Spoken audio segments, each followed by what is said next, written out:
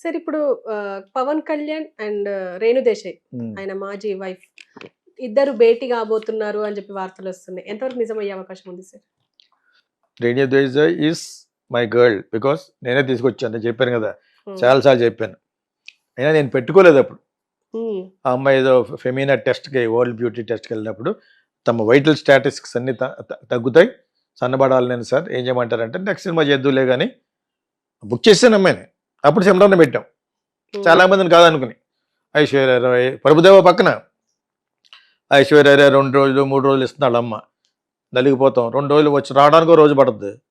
ఇంకేముంటుందో వద్దులే అమ్మ అన్నాను. తర్వాత ఇప్పుడు చేస్తానంటే అప్పుడు నాకు ఐశ్వర్యతో చేయాలని క్రేజ్ ఉండేది.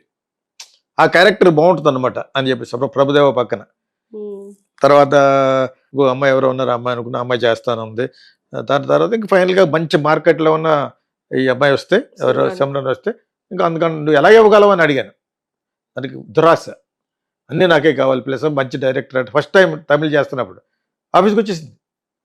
హ్మ్. అది ప్రభుదేవ అరేంజ్ చేశాడో ఎలాగ అరేంజ్ చేశాడో వచ్చింది. ఒక హీరోయిన్ అయితే పెట్టి తీసాం, ఒక రోజు షూట్ చేసాం. హ్మ్. ఒక రోజు షూట్ చేసాం మెడ్రాస్లో. ఆ హౌస్ వైఎస్ రాజశేఖర రెడ్డి గారి సిస్టర్దే, మెడ్రాస్లో ఈగా థియేటర్ వెనకాల. హ్మ్. ఆ రోజంతా క్యాన్సిల్ అయిపోయింది. అమ్మాయి కొత్తదే. సో రాధికా చౌదరి అనే అమ్మాయిని, ఇంకొక అమ్మాయిని కూడా కొత్త పెట్టి సరిగ్గా చేయలేకపోయింది. తర్వాత మొక్కలు చూసుకుంటున్నారు. గెట్ అవుట్ అన్నాను. మళ్ళీ మార్చేసి 10 రోజులు గ్యాప్ ఇచ్చి వీళ్ళందరినీ ట్రై చేసి అప్పుడు ఫైనల్గా సిమ్రాన్ పెట్టాం. తను మంచి అమ్మాయి యాక్చువల్గాను. నేను కాస్టింగ్ కోచ్ గురించి మాట్లాడినప్పుడు చాలాసార్లు సందర్భంలో అమ్మాయి గురించి మాట్లాడాను, రేడియో గురించి మాట్లాడాను. తర్వాత ఈలోగా ప్రభుదేవ అడిగాడు నన్ను, ఇలా మనం ఎలాగా వాడుకోలేదు కదా, నేను నా తమిళ సినిమా ఒకటి చేస్తాను సార్, మన సినిమా అయిపోయే లోపలను బుక్ నేను ఇష్టం అని చెప్పాను. నేను చెప్పాడు అప్పుడు ఫస్ట్ ప్రభుదేవ చేసింది ఇంకో సినిమా, మన టైం సినిమా అయిపోయేలోగా. అదేందా. సో అదే చాలాసార్లు చెప్పాను, విడదీసి చాలా బాగా చెప్పాను. తను అంటే పవన్ కళ్యాణ్ ఫ్యామిలీకి ఇష్టం లేదు. తను వచ్చిన తర్వాత అన్ని ఫ్లాప్లు ఒకటి. తర్వాత తను డామినేట్ చేయడానికి ట్రై చేస్తే నేను తర్వాత అన్నాను, నేను నాకు కావాల్సిన అమ్మాయిలాగా నేను ఇలా చెప్పకూడదు, కానీ నేను విన్నది చెప్పాలి కదా. తను ఇక్కడ రోడ్ నెంబర్ 36లో బ్రిడ్జ్ దాని క్రితం ఒక షాప్ పెట్టారు. ఈ మేడప్స్ ఉంటాయి కదా, ఈ కర్టెన్స్ అమ్ముతారు కదా, పెద్ద షాప్ పెట్టారు. దానికి బిజినెస్ కాలేదు, తీసేశారు. ఒక 1 or 2 years ఉంటుంది. పవన్ కళ్యాణ్ ఈ అమ్మాయికి షాప్ పెట్టి ఇచ్చాడు. దాన్ని మేడప్స్ అంటారు అనమాట. ఆ షాప్స్ అమ్మే ఉంటాయి కదా పెద్ద పెద్ద తానుల్లో, ఇంటీరియర్స్ కి పనికి వస్తుంది గొడ్లు అనమాట. అది పెద్ద బిజినెస్ అది. సో అది పెట్టింది, వర్కౌట్ వల్ల తీస్తారు. తర్వాత తన సినిమాల్లో తను కల్పించుకుని కాస్ట్యూమ్స్ లో అవి కల్పించుకుని కొంచెం డామినేటింగ్ గా ఉండటం వల్ల ఎవరు కూడా ఈ అమ్మాయికి మంచి రిపోర్ట్ ఇవ్వలేదు. ప్లస్ వాళ్ళ ఇంట్లో కూడా పెద్ద ఇష్టం లేదు. ఫస్ట్ ఏదో అయిపోయింది, చెప్పాను చాలాసార్లు చెప్పాను, నా రిలేషన్ అని ఆ అమ్మాయి నందిని. సో ఆ మ్యాటర్ కస్టమర్ చెప్పకూడదు. సో ఈ అమ్మాయి వచ్చిన తర్వాత అంత బాగానే ఉంటే 2 పిల్లలు పుట్టారు. బట్ ఇతనికి కొంచెం మామూలుగానే పడినా పడకపోయినా కూడా ఒక వెస్టర్న్ స్టైల్ ఆఫ్ మనిషి మనసులో అనుకుంటాను. మరి ఇప్పుడు భార్యను వదిలేసినా కూడా వాళ్ళకి అన్యాయం చేయకూడదని ఫస్ట్ అమ్మాయితో ప్రూవ్ అయిపోయింది. ఫస్ట్ అమ్మాయితో కొంచెం నాటకం ఆడాడు. కోర్టులో కూర్చోబెట్టి ఒక 6 కోట్లు అద్దె ఇప్పించింది. మనకు తెలుసు కాబట్టి చెప్పాను మీకు. సో కూడా తిరుపతి ప్రసాద్ నాకు ఉండేవాడు అనమాట. దాని తర్వాత అనుకున్నాడు అనమాట, మనం సంసారం చేసి వదిలేస్తే వాళ్ళకి ఇంత ఇవ్వాలి అని. రేణు దేశాయ్ విషయంలో చాలా మంచి భరణమే ఇచ్చాడు నాకు తెలిసి. అతను ఏదో ఇల్లు కూడా అమ్మేసి కూడా ఇచ్చినట్టున్నాడు అనమాట. చాలా బాగా ఇచ్చాడు. అమ్మాయి వెల్ సెటిల్డ్. పూణేలో 2 సినిమాలు కూడా తీసింది. అది పెద్ద బాగా ఆడలేదు, కానీ ఈ ఎలక్షన్లో ఇంత ఎత్తు ఎదిగిపోతాడని తను ఊహించలేదు. ఎందుకంటే 2 సార్లు ఓడిపోయాడు కదా, 10 సంవత్సరాల బరిలో 2 సార్లు ఓడిపోయాడు. ఎంత ఊహించలేదు తను.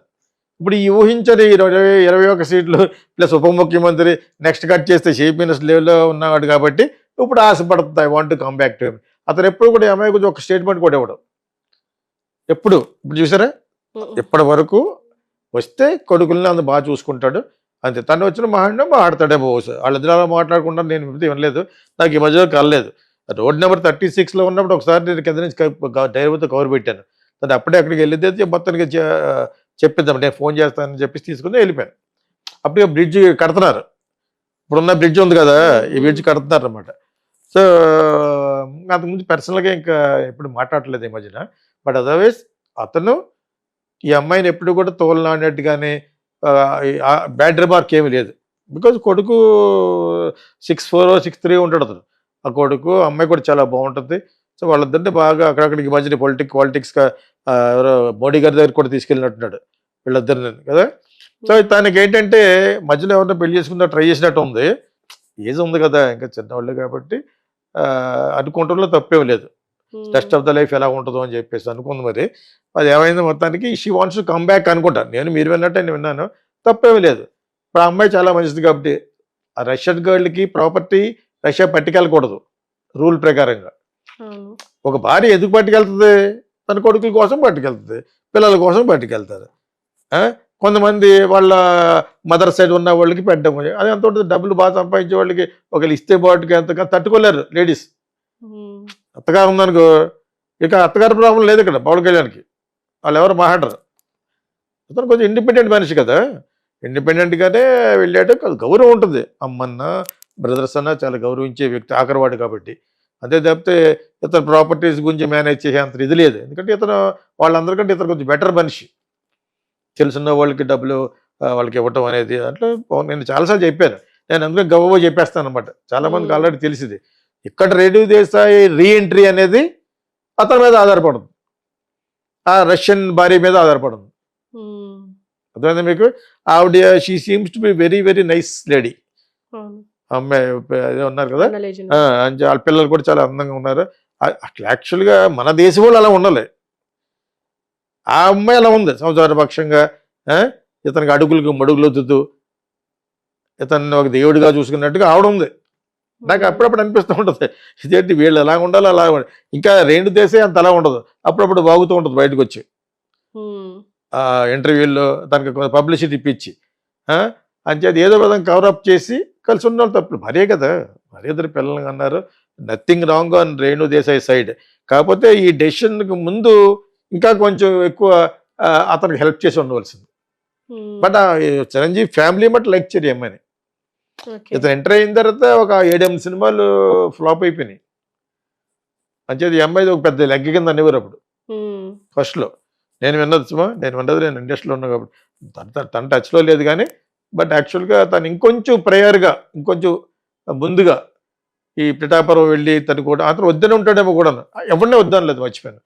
క్యాంపెయిన్ ఎవరు చేసినా కూడా అతనికి ప్లస్సే రావాలి.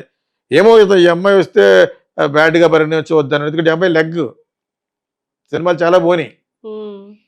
కానీ ఇప్పుడు భర్త దగ్గరికి మళ్ళీ వెళ్ళిపోవడం వల్ల చాలా మంది ఉంటారు యునైటెడ్ స్టేట్స్లో డివోర్స్ అయిపోయి they will come back again. వచ్చాను సర్టిఫికేట్ పెడితే చాలు, court will write give it okay అంటారు. డివోర్స్కి అయినంత ప్రాసెస్ కూడా ఉండదు. ఇక అగైన్ కమింగ్ బ్యాక్ అదే రీమ్యారింగ్ అంటారు అనమాట దాన్ని. అర్థమైందా? That's very easy also. ఉండడం మంచి, ఆవిడకి ఏ ప్రాబ్లం లేదని చెప్పి ఉండడం మంచిది. అసలు ఇప్పుడున్న ప్రజెంట్ వారికి అసలు అబ్జెక్షన్ ఉండాలి. ఆ అమ్మాయి అబ్జెక్షన్ పెట్టలేక లేదు సరి కదా. She seems to be very very very nice lady kinda అనిపిస్తుంది.